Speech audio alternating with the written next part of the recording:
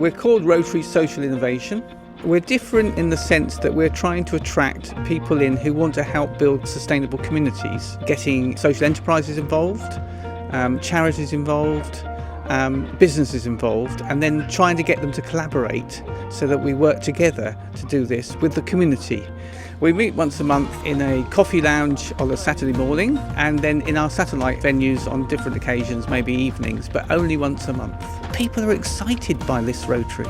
We've got over 100 people have joined us as associate members, and now we're turning them into Rotarians. I feel absolutely ecstatic. I feel honoured and privileged. I started as an associate Rotarian, and now I'm pleased to say that I am now a Rotarian. Being part of this group really means a lot to me. And what's been really important is about sharing ideas, sharing our beliefs, and sharing how we can reach out to people who are isolated, maybe don't have the awareness. And if we do that, that really helps the ripple effect. I thought that Rotary was for older businessmen. I didn't even realise that girls were invited. I thought that it was for semi-retired big business men, when actually it's really exciting to find out that Rotary is for everybody, that it is for, you know, the social entrepreneur on the high street, for the people that are just starting up, you know, like I am. I would say Rotary has changed my life by networking me in with other knowledgeable business professionals and taking on board my crazy and welcoming it as an entrepreneur. Rotary's fantastic because it's that network, and actually the ethos of Rotary, that whole thing of looking out for people, working as a team, wanting to better what you've got. That's the military, that's what we do. By being a member of the Rotary Social Innovation, it's allowed me to speak to people who I can then put in contact with other people to make things happen. I think Rotary is a force for good when it comes to getting people out and actually interacting with each other. Can I welcome everyone to this meeting of the District 1020 Training Assembly plenary session. I'm going to show you the programme. There's the programme. As you can see, we're on Sunday. Monday to Friday, we have various sessions led by the district team leaders. We have membership on Monday, publish image and website Tuesday, the Rotary Foundation on Wednesday, and Friday we've got two sessions, the Humanitarian Service, Convoc and International, and we've got youth at 8 p.m. Most of the meetings are at 7 p.m. and most of them are available to any Rotarian to log on, and you've got the Zoom ID and the passwords for each of them. The only one that you had to pre-register for now is the one on Thursday, and that was only for assistant governors and presidents elect. It's on planning for club assembly and strategic planning for the club, so that was only available to the president-elects and assistant governors. So that is the programme for the coming week. Can I thank District Secretary Ian and PI Team Leader Callum for helping us put together the programme for this week. Can I now ask District Governor Jo Polly if she is still among us, because I know IMouth has got a very tricky internet connection. I hope Jo is still with us, and I'll ask her to introduce District Governor Elect Calum. Jo. Thank you, Lindsay, and District Governor Elect Calum for allowing me to say a few words before the formal introduction of District Governor Elect Calum. Oh gosh, there I am. This is going to be the last time most of you will be pleased to hear that I can address the district, and they've both given me the opportunity to say a few words. These are uncertain times, and I will use the word unprecedented despite being told off at the district council meeting.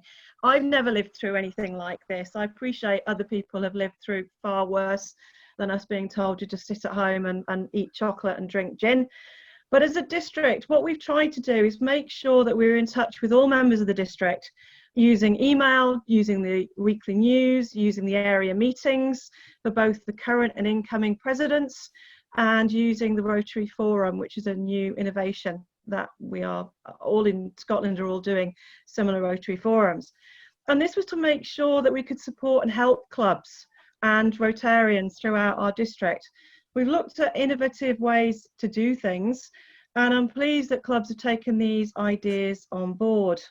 I really would like to thank all of the district team for the work that they are doing. Some really have gone above and beyond what has been expected of them. And I'd sincerely like to thank all of the current club presidents this year. Your workload has increased, and all of you have gone that extra mile to make sure that you support your own teams and indeed your own communities. So thank you very much for doing that. Going the extra mile, this is what Lindsay and Callum have done with regard to the training assembly, because the options were we don't have one, and that really wasn't an option for myself or for Callum, or we do it in a different way. And this is the way that Lindsay has explained it to you. So it gives everybody the opportunity of coming along and hearing Callum's message and hearing what thoughts and what practices we can take into the new Rotary year. This current Rotary year's theme was Rotary Connects the World, and that we've seen that actually happen during this pandemic within the district. We've seen clubs zooming with other clubs, we've seen clubs zooming across the world. The new theme is Rotary Creates Opportunities, although I do think I've got that wrong, so apologies for that. And Lindsay and District Governor Elect Calum have certainly done that with the training assembly. It's going to give everybody the opportunity to get involved. So well done to them and their teams for giving you all the opportunity to learn something new this coming week. District Governor Elect Calum, many of you will know, he's had a number of roles within the district over the years and a number of club roles as well. For those of you who don't know him, then this is your chance to hear about him and get to know him during this year. He brings new and experience to the role of District Governor, and I am very much looking forward to passing him a district that is connected and looking forward to dealing with the challenges ahead and finding new and innovative solutions. So District Governor Elect Calum, the floor is yours. Thank you. Good day, fellow Rotarians. We are living in truly unique times unknown to any of us. We're unsure of the future. We're worried about our family, our friends, and the world in general. Yet, from within the COVID-19 dystopia that we find ourselves in, comes great opportunities for all of us to grow Rotary and adapt to the new norm, whatever that is. Opportunities arise, perhaps, from the 35,000 people who signed up with Volunteer Scotland. 35,000 volunteers willing to serve their community, many of whom haven't even been asked to do anything yet. Rotary truly opens opportunities, and our theme for 2020-21 seems prescient now.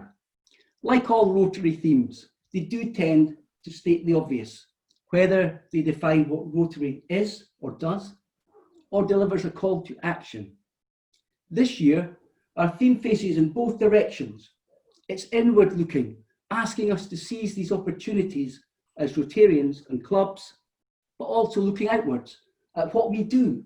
We create positive opportunities in our communities around the world, and especially with our young people.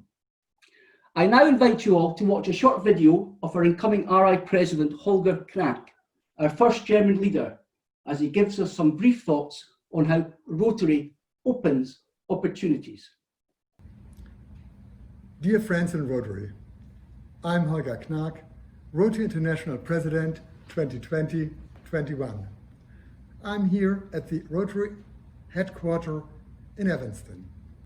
Last week, our theme for the year 2021 was rolled out at the Assembly in San Diego. Rotary opens opportunities. Rotary opens opportunities for the people we serve and for ourselves. And Rotary provides us opportunities to service projects that are meaningful and sustainable. We believe that our acts of service, big and small, opens opportunities for people who need our help. And Rotary also provides opportunities for leadership. All of us had taken great responsibilities. Creating pathways to leadership for others is a true Rotary ideal, and it will make you a more effective leader. And it opens opportunities for you to live a richer, more meaningful life with friends around the world based on our core values. Everything we do opens another opportunity for someone, somewhere. I wish you success in your personal leadership role next year. Our focus is on growing Rotary. We want to grow by new innovative clubs, by different club models that meet the expectations of young professionals. That is so important for RIBI. And please consider all my 4 messages. We have to grow Rotary and make it stronger. We all love Rotary, and it is our mission to protect and advance Rotary for the generations to come. Thank you for your support, and don't forget, Rotary also has to be fun. And if you ask yourself what the different colors means of the doors, this is of course the true Rotary colors. It's blue and gold, or yellow, and then it's cranberry, and this is the Rotary color. Thank you very much. Thank you, Holger. Now, in our Assembly newsletter, which you will all receive a copy of, I list Holger's 4 main messages, priorities, which he's just mentioned, and they've already been delivered to the Presidents-elect. Holger's 4 emphases are, and I quote, number 1, the district will be actively at work creating new innovative club models and will need your support. In addition, you can also help us expand our reach by creating a satellite club and by forming a community-based Rotaract club. Number 2, every club should host at least 1 strategic meeting each year at which you ask, what should our club be like in 5 years? And what steps should we take to help achieve that vision? What value do we bring our members? Select someone to lead that effort. Number 3, select new members carefully. Make sure that they are a good fit with your club and your club meets their expectations. Engage them and take care of them. There is no wrong age to become a Rotarian. And number 4, continue your club's efforts to end polio by donating to End Polio Now and by hosting a World Polio Day event in October. We must fulfill the promise that we made to the children of this world. End quote. Now, Holger Knaack, I believe, uses these first 3 priorities to lead us subtly, or perhaps not so subtly, into one direction, to the conclusion, the inevitable conclusion that every club ought to start a new, innovative, flexible club model. Every club. Could there be a more flexible model than what we're doing today with all these Zoom meetings with our assembly? What we are saying is this: do not restrict Rotary to your traditional club model. Leave an army of willing volunteers out there, ready and willing to help others in our communities. Don't discriminate against them. These are the people who perhaps can't make Tuesdays or evenings perhaps. We need to think wider and with a fresh approach. Think of that mum and dad. Think of that mum and dad who are busy all week with school and other related activities, balanced against work commitments. What about a satellite group or club for families, meeting monthly or fortnightly at the local community centre, communicating regularly through Zoom or WhatsApp, meeting in a child-friendly environment with a project-focused attitude? That's just one example of thinking a little bit differently and how thinking a bit differently can open opportunities for our clubs to grow. You see, flexible models are about building and protecting existing clubs, not competing against each other. They secure the future of Rotary and the sustainability of your club in the community. Now, is it too difficult to grow our numbers? Some clubs have been successful. A minority, yes, but still a significant number. And what about the challenges of today?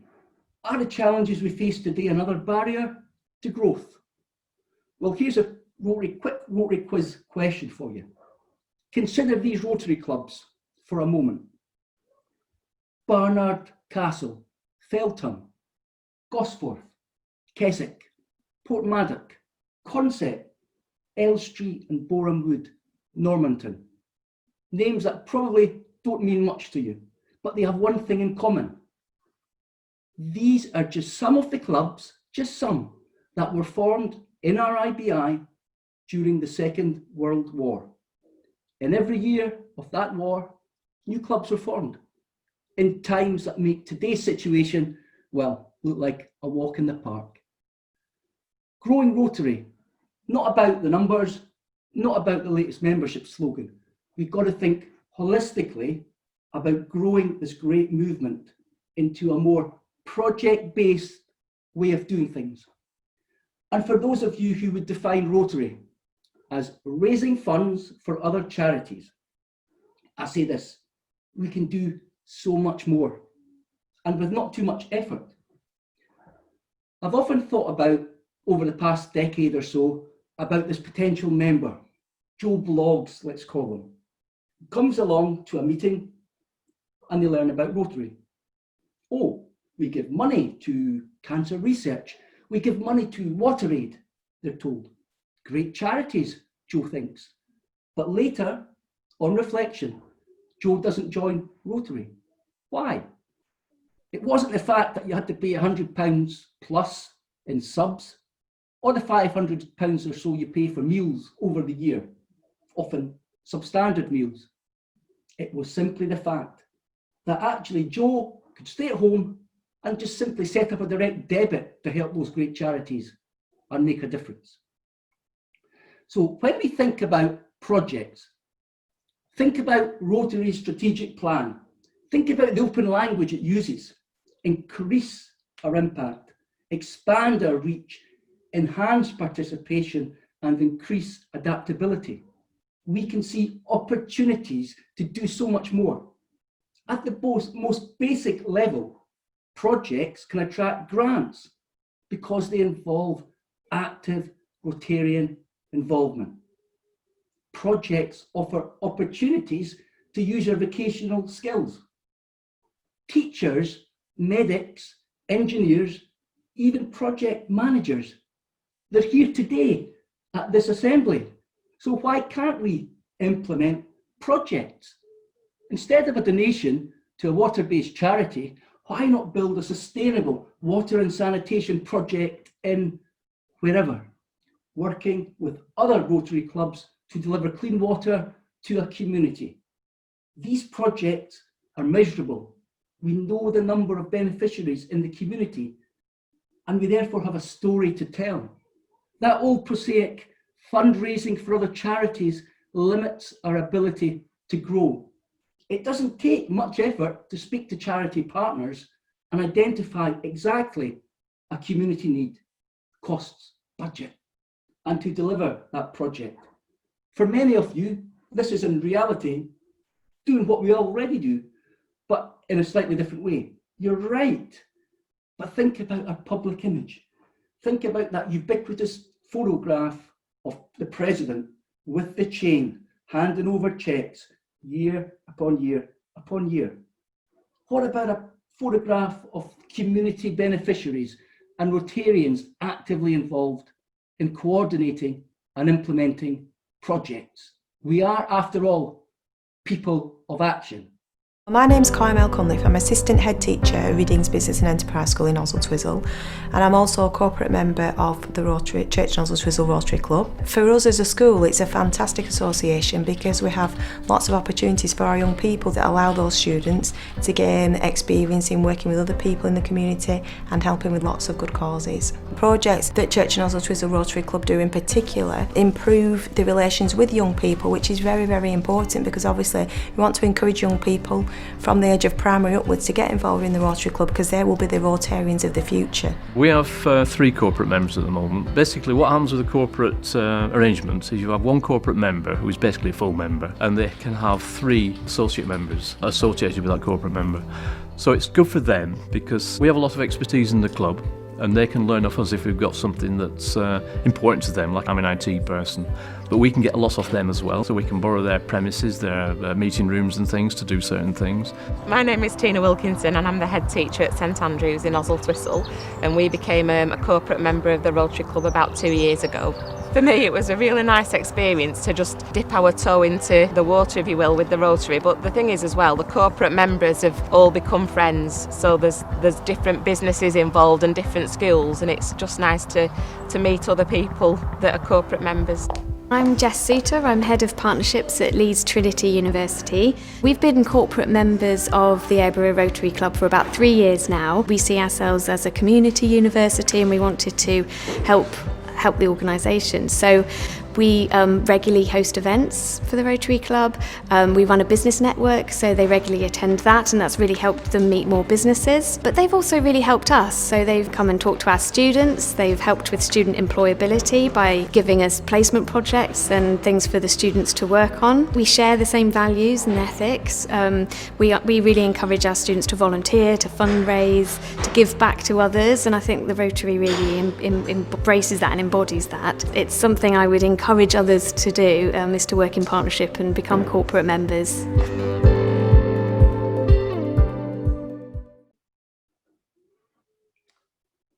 I now turn to talk about Rotary's highest priority. Number 1 priority, polio eradication. Rotary promised the children of the world we would end polio, and Rotarians keep our promises, right? Today, we find ourselves controlled by a pandemic that's forced us into lockdown, eagerly waiting for that elusive vaccine. We know vaccines work. We've proved it in a partnership with the Polio Eradication Initiative, the Global Polio Eradication Initiative, the GPEI. Rotarians have a proven track record in disease prevention and treatment, and we have a record of success that gives us something others lack: credibility. Through the GPEI, we fought other diseases, such as Ebola. We've built disease prevention and treatment infrastructures of mass proportions.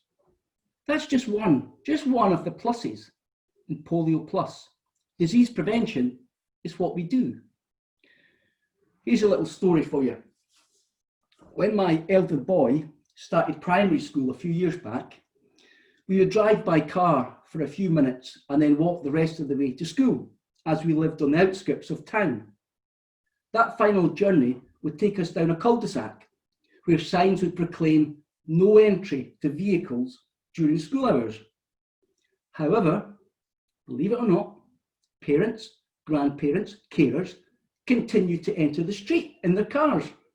Some days a traffic warden, even a police officer would appear, and this did deter those cars, but only for that day. And my boy would ask me, why can't we drive down this street like all the others? My answer was brief. It's a test, I said. Now, he probably thought I was referring to some kind of reading test for those parents who flouted the road sign instructions. But no, of course, I was thinking of another test, a test of character. Think of polio eradication as your test of character. What do we do when we get close, but not close enough? Do we walk away? Remember our core values, especially that one named integrity. Integrity is like virginity. Once it's gone forever. What does that mean to you? Rotarians, they often talk with a scornful disdain about politicians who say one thing and do another, who manage to manipulate a promise made. Ask yourselves, how would we talk our way out of failing to deliver on our promises? What a great organisation that is to belong to. We live in a world where disease prevention and treatment, vaccines, they're at the top of our priorities right now. It's a great opportunity to reignite our passion for polio eradication and show the world what we can do when we work together. We can end this disease finally if we want to. So I'm asking every one of you, everyone, every club, to rejoin the polio eradication project and pledge financial support to the efforts. It's our greatest project, something we should be rightly proud of, and something to tell the world. Tell that story. The goal Rotary International has set every club this year is the same as years previous, a minimum of $1,500 per club. $1,500 per club.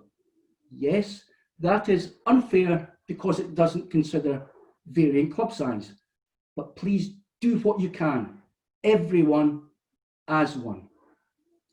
Let me help you with some facts that may help you, which you might want to consider.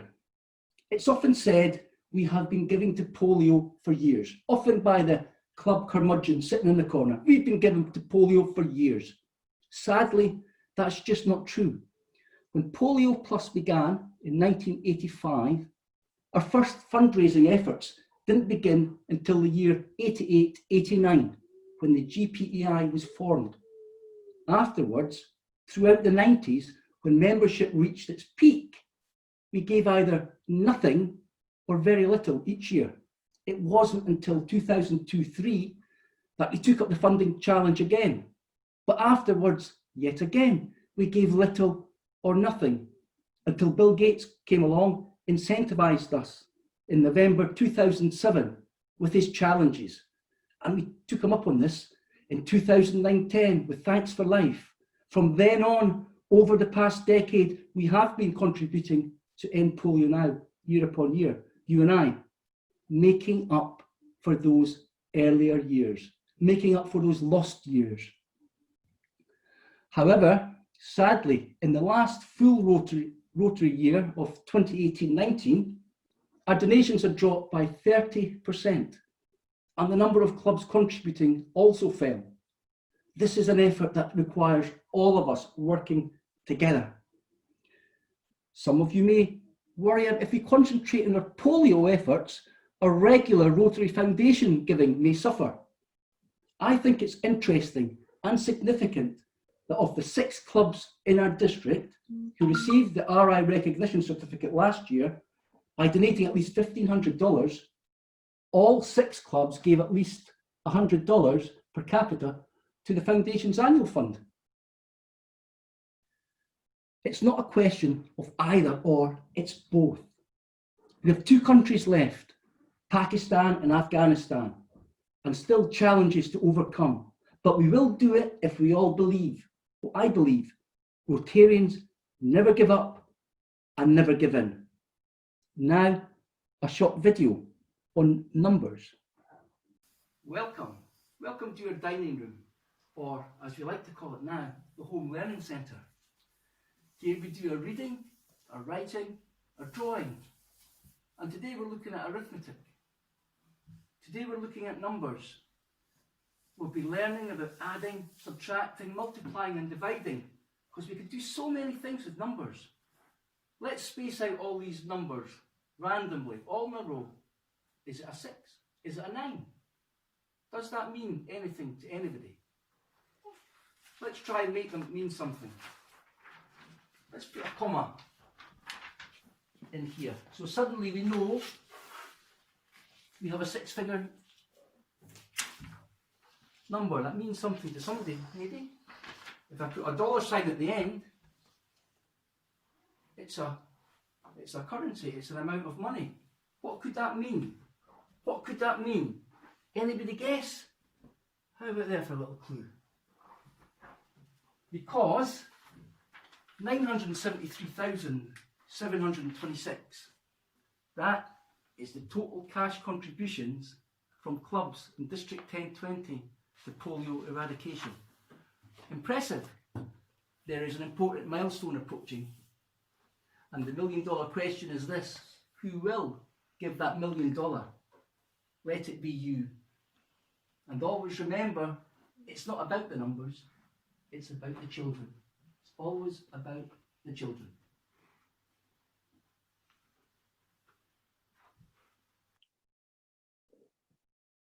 The Rotary Foundation goal also remains the same as it has been since year 2004-05, $100 per capita.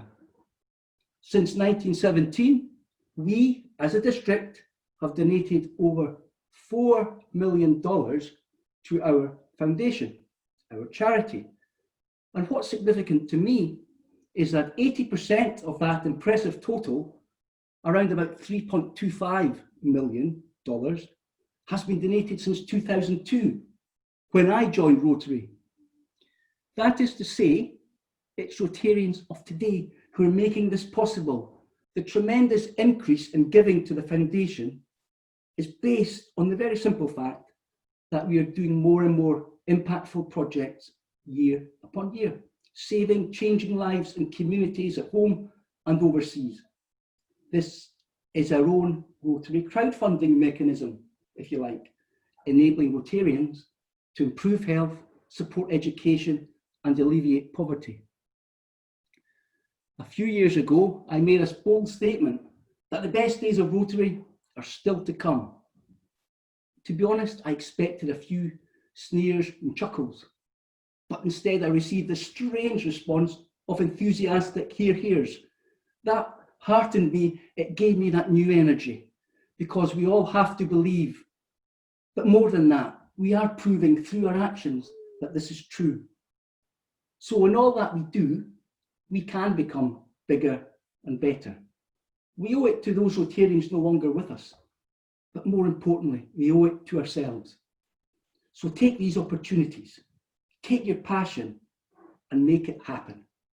Thank you very much for listening.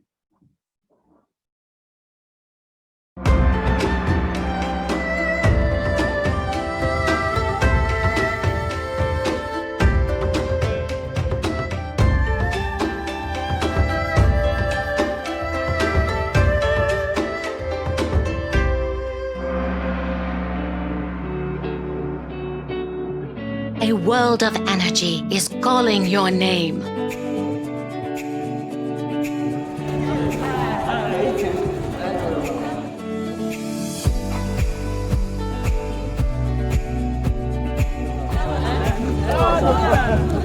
Thank you very much. Thank you very much for that.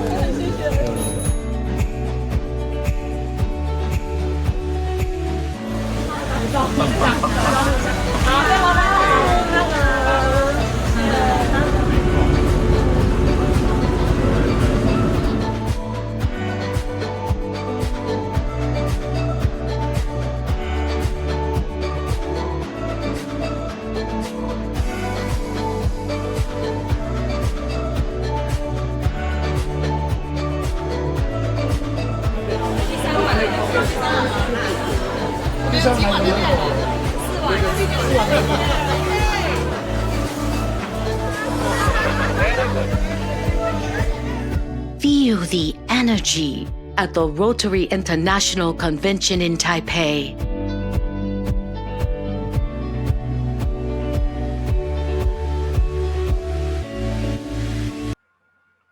Thank you, Callum, for your inspirational delivery of Holger Knaack's 4 priorities.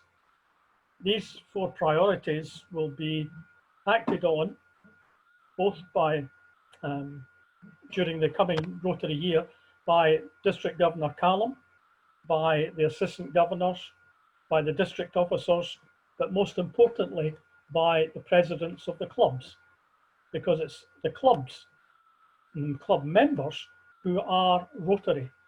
And without the club members, Rotarians across the world evolution will not happen. It's up to the clubs to make it happen. And thank you once again, Callum, for that. Can I also thank Ian, the District Secretary Ian Starkey, and our PI Callum Dick for helping with the presentation and helping with this plenary of our District Assembly. Can I thank everyone for attending, and I hope you take away Callum's message back to your clubs and share it out. Thank you very much, and a safe journey home to your living rooms. Thank you.